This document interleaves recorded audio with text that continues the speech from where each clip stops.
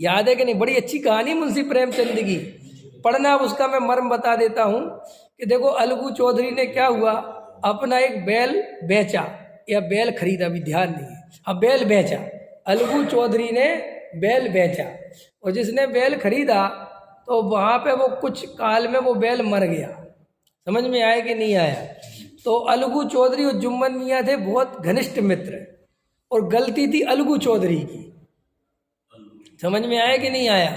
तो भाई जब पंच बैठे तो जुम्मन मियाँ ने जब फैसला दिया तो अलगू चौधरी के पक्ष में नहीं दिया, उस सामने वाले एक साहू था उसके पक्ष में दिया। एकदम जुम्मन मियाँ और अलगू चौधरी का लड़ाई हो गई कि भाई तुम हमारे मित्रों के हमारी तरफ नहीं बोले जो। तो उसने कहा कि देखो भैया, जब इस गद्दी पे हम पंच परमेश्वर बनते, माने पंच बनते, तो हम कोई जुम्मन मियाँ नहीं रह जाते और कुछ नहीं रह जाते। हम ईमानदारी से, फिर जिसकी जो बात होती हमारे अंदर परमात्मा ही विराजता है, फिर वो ही बुलवाता है। ठीक है? तो फिर क्या हुआ, गांव में कालांतर में एक आदमी का जुम्मन मियाँ से कुछ झगड़ा हुआ। तो फिर जुम्मन मियाँ की गलती नहीं थी, गलती किसी और की थी, लेकिन वो आदमी जानता था कि अगर मैं पंच अलगू चौधरी को चुनूंगा तो अलगू चौधरी की दुश्मनी है किससे? जुम्मन से। तो ये बदला जरूर लेगा और ये जुम्मन के खिलाफ ही फैसला देगा। तो उसने कहा चुनो पंच, किसको चुनते हो? तो उन्होंने कहा अलगू चौधरी को चुनता हूँ। चुनना होता है पंच कि तुम अपना वकील, पहले अपना वकील कर देना, ऐसे पुराने जमाने में अपना पंच सुनो। तो उन्होंने कहा मैं अपने केस के लिए अपना पंच अलगू चौधरी को चुनता हूँ।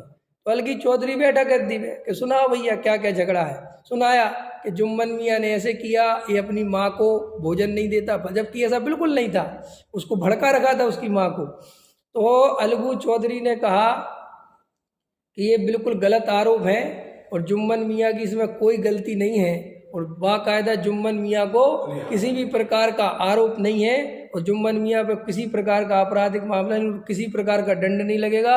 और जिसने इन पे ये आरोप लगाया है उसने झूठा लगाया, इसलिए उस पर लगेगा।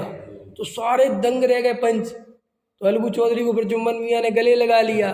तो फिर अलगू चौधरी ने कहा कि आज मुझे पता चला कि पंच वास्तव में परमेश्वर का रूप होते हैं।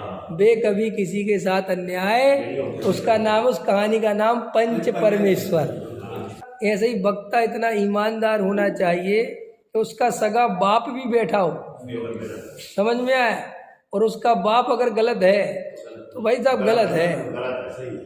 देखो भाई, हमारी ना ब्रह्मचारियों से कोई दुश्मनी है, न हमारी कोई पंडितों से, न हमारे किसी ने खेत काटे हैं। और सही बात पूछो तो मेरा तो बहुत मिलना जुलना भी नहीं होता, ना पंडितों से ना ब्रह्मचारी। यहीं कभी आ जाते तो मिल लेता हूँ, तुम लोग मिलवा देते हो, बाकी मैं मिलने तो किसी से जाता नहीं। समझ में आया कि नहीं आया? और अपने को किसी से कसाय नहीं है, किसी से। टोडामल जी किसी कसाय से थोड़ी लिख रहे हैं, ये तो सर्वज्ञ की वाणी है, ये तो वस्तु का स्वरूप है। भाई तुमने जब व्रत लिए थे, जब तुमने घर गृहस्थी छोड़ी थी, जब तुम वृत्ति बने थे, तो वृत्ति की परिभाषा पता क्या है? तत्वा सूत्र में सुनाओ कोई वृत्ति की परिभाषा। निशल्यो वृत्ति, क्या है परिभाषा?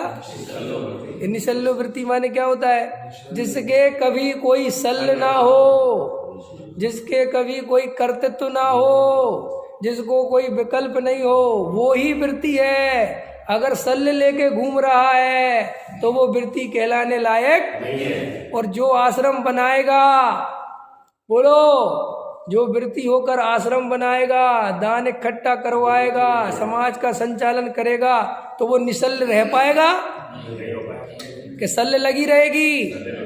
अरे मैंने अच्छे अच्छे ब्रह्मचारियों की हालत देखी है कि पूछते फिरते हैं फलाने सेठ जी आए कि नहीं आए, यार उनका तो उद्घाटन करवाना था, उन्होंने 2 लाख रुपए देने थे, वो आए कि नहीं आए? बोलो, ये सल्ल लगा ली कि नहीं लगा ली है? और मंदिर का पलस्तर तो हो ही नहीं पा रहा, वो बताओ कैसे करें हैं? और बताओ समाज में आजकल ये लड़कियां शादी कर नहीं रही हैं, तो जिस सल्ले तुम्हारी जिम्मेदारी में थोड़ी आती हैं, तुम क्यों परेशान हो रहे हैं? नहीं सर, तुम्हारा कोई लेना देना नहीं इन सब चीज़ों से। तो तुम फिर क्या करो कि तुम तो वस्तु का स्वरूप समझाओ, तुम तो वेद ज्ञान की बात सिखाओ, तुम तो धर्म समझाओ। जिसकी होनहार भली होगी वो समझ जाएगा।